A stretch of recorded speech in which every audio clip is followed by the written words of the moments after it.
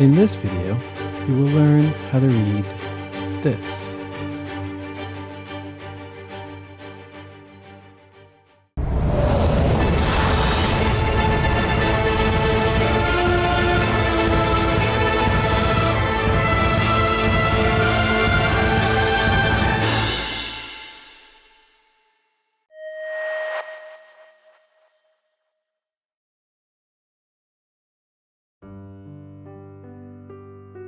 Inverting a chord is not simply rearranging the notes of the chord.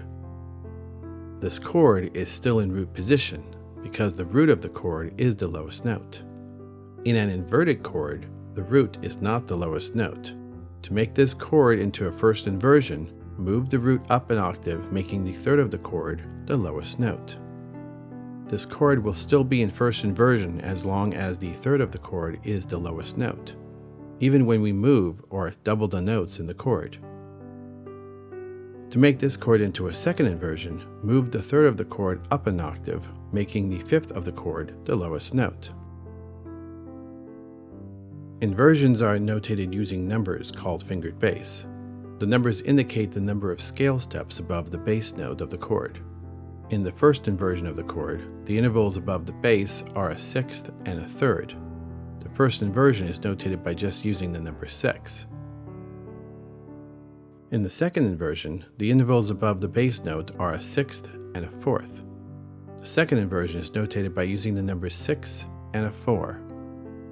An often used notation for chord inversions in jazz, pop, and rock is to write the name of the chord followed by a / and then the name of the bass note. The chord symbol F/A would be a first inversion F major chord, with the note A being the lowest note.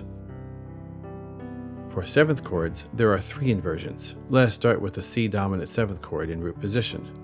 To make this chord into a first inversion, move the root up an octave, making the third of the chord the lowest note.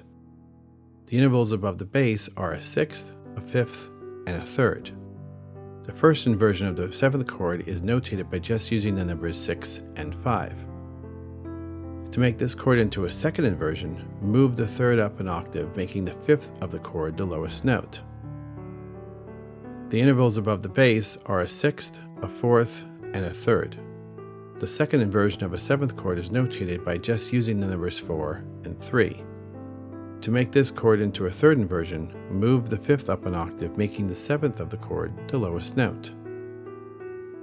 The intervals above the bass are a sixth, a fourth, and a second. The third inversion of a 7th chord is just notated by using the number 2. And here is what you have learned today. Keep practicing, and I will see you in the next video.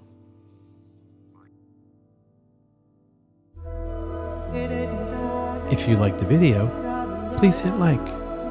If you would like to see more videos, please subscribe to my channel.